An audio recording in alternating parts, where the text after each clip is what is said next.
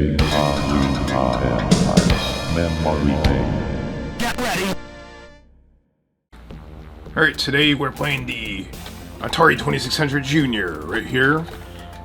And we're going to be playing some shooter games on the Atari 2600 Junior. So let's head over to the Atari and let's have some fun.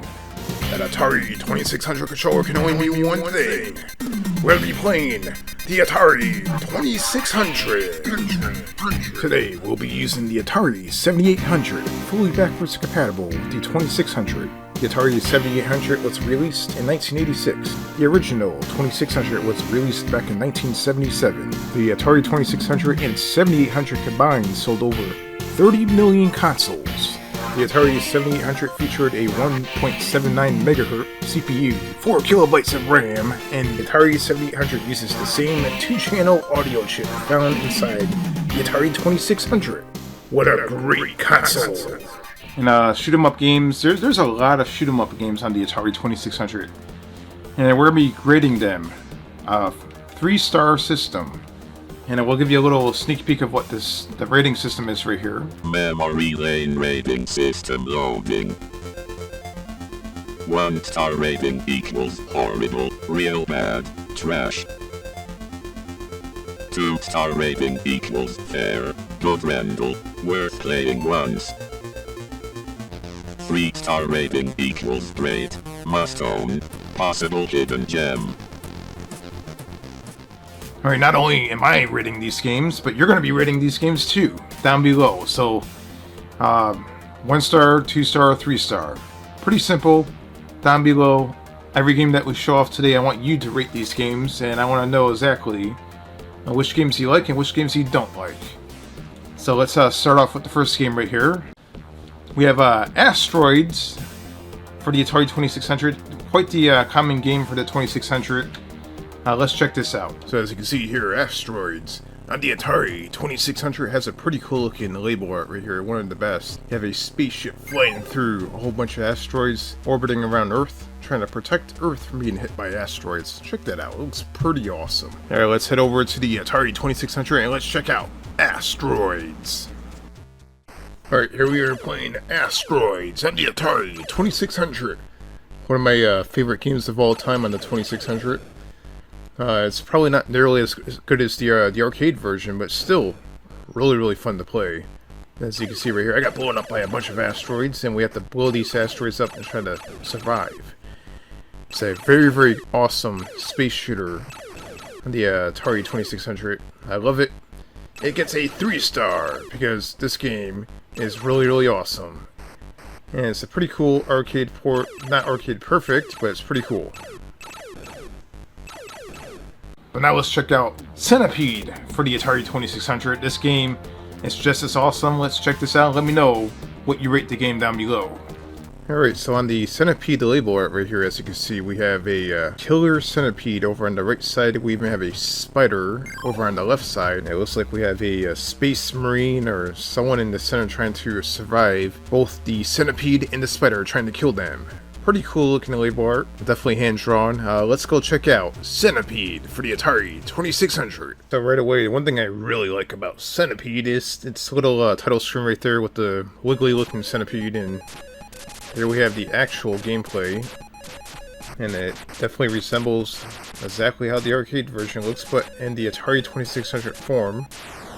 And it's a pretty good arcade port. It's not bad at all. And it delivers. It does exactly what it's supposed to do for a Centipede game. It gets a 3-star. It's actually a pretty good version of Centipede in my opinion. I think it's actually not bad at all. It's awesome!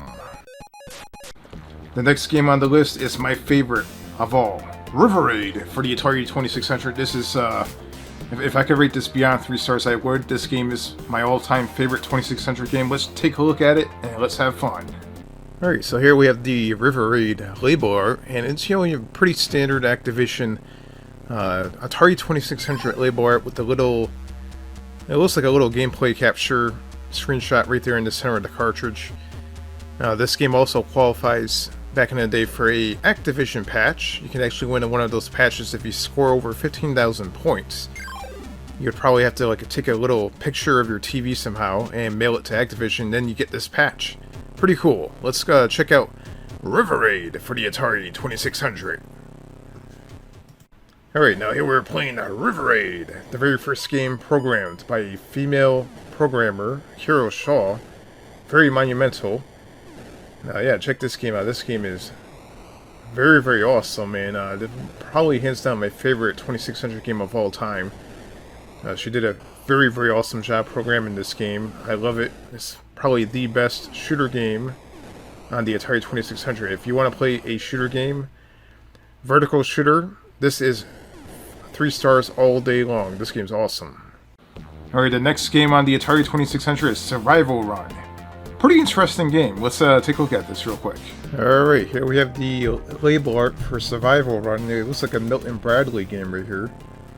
And it looks like we're definitely flying through space. It looks almost like this Speed Racer Mach 5 transformed into a space vehicle. That's what that looks like to me. That looks pretty crazy looking. Alright, let's go check out Survival Run for the Atari 2600. Let's see how fun this is. Alright, here we have Survival Run. The gameplay footage, quite impressive. And here we have the Cosmic Commander controller that came packed with the game back in the day. And you can also play with a standard controller. This game is actually quite technical, and it looks very, very good on the Atari 2600. It's like first-person view. And you're flying around, you have to take out these little enemies that are flying around. Graphically, the game looks really, really good. And you can see your little radar on top that helps you like navigate where you're going. And I had a lot of fun playing this game. This game is 3 stars. It's awesome. Alright, the next game on the list is Thunderground for the Atari 2600. Pretty interesting also. I want to see your rating down below. And here we have the label art for Thunderground, and as you can see here, it's a Sega game. It's an actual Sega game on the Atari 2600. And that kind of reminds me of, like, it has a look like an old movie poster look to it. You have like some sort of spacecraft going through like a maze, and it looks pretty crazy. Let's check out Thunderground on the Atari 2600. Alright, here we have Thunderground for the Atari 2600. If you like combat, old school combat, you'll definitely like this. It also gives you like a nice one-player aspect of something similar to combat, where you have to drive around and blow these tanks up. You also have to blow those, whatever those things are on the top of the screen. I'm not exactly sure what those are, but you have to blow all of those up. And try not to die in the process like I just did right there. Now this game is actually quite fun, and it's a great shooter on the Atari 2600. I love it. It gets a 3-star rating. Thunderground on the Atari 2600, a Sega game. How cool is that? There's so many classic hits for the Atari 2600. The last game that we're featuring here on the good list is ZTAC. ZTAC is a pretty cool game. Let's check out ZTAC for the Atari 2600.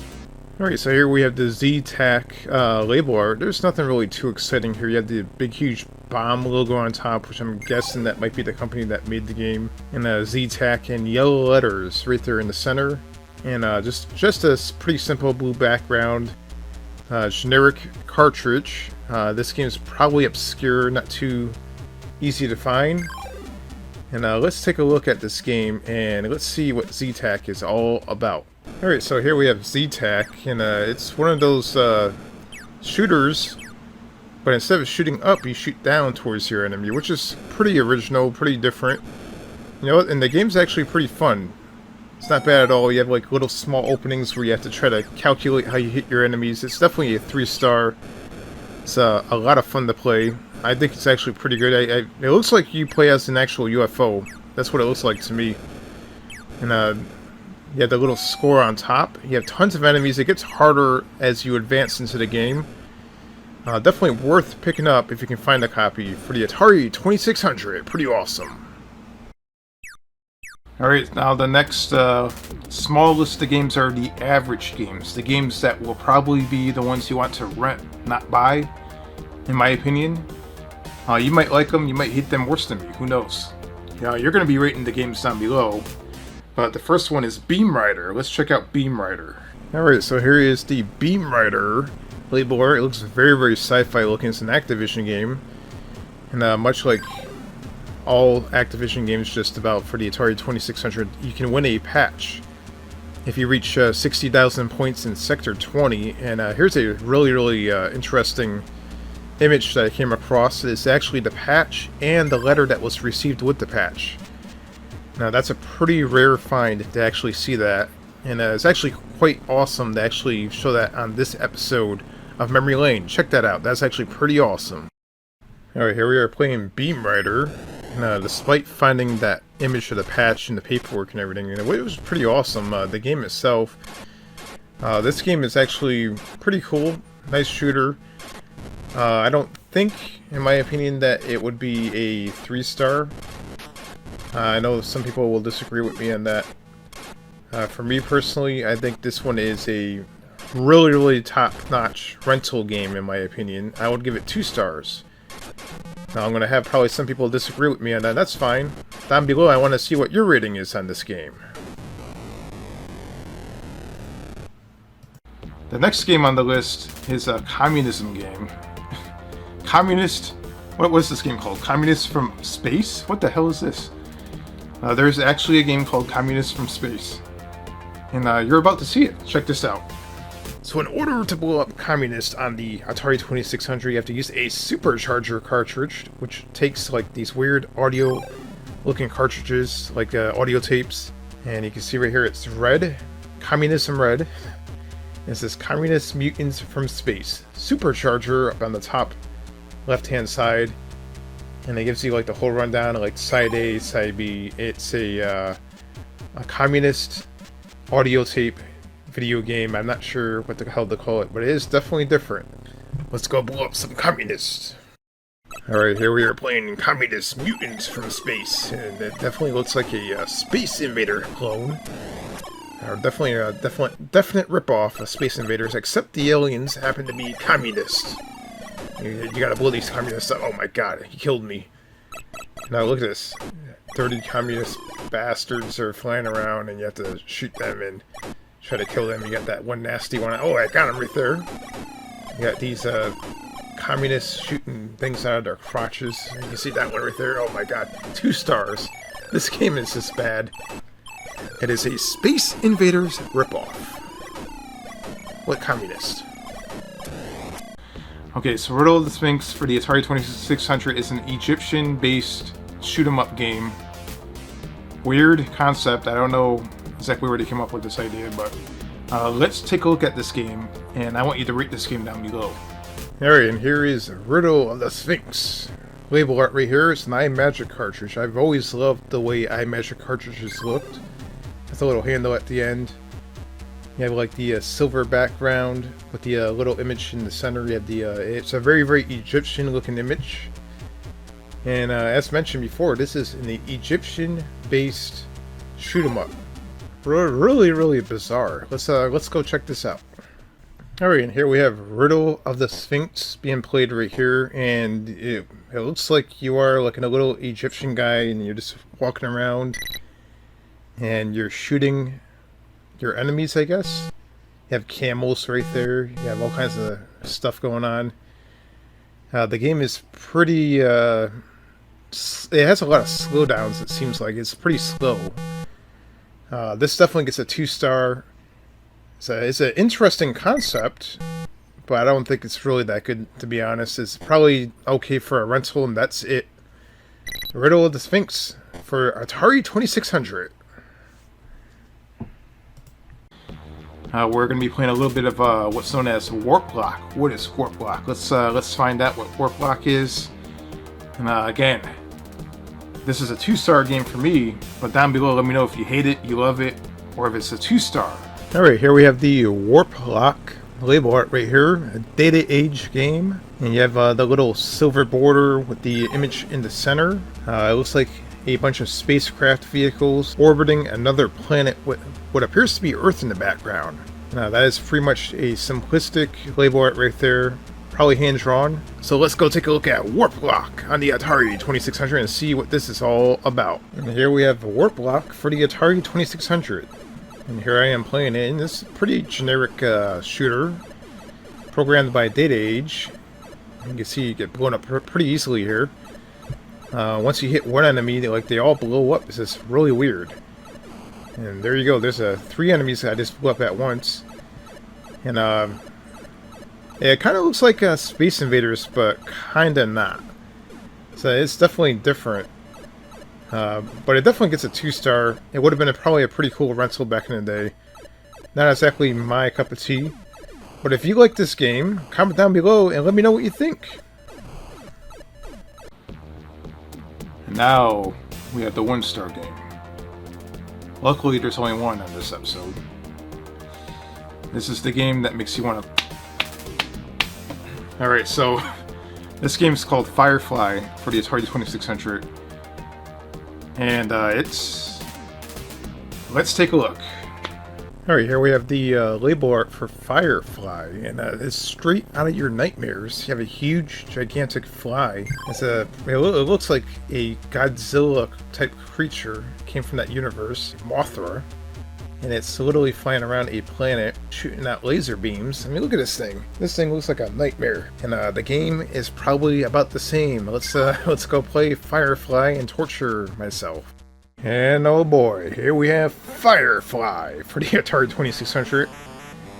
A pretty bad shooter on the Atari 2600. So bad that when you lose, the game literally flips you off. Like, I'm not even kidding. Look at this. The game gives you the big old bird right there.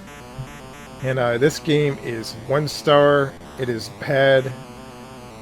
It's so bad that it flips you off because it knows how bad it is. If you want to try it out, be my guest.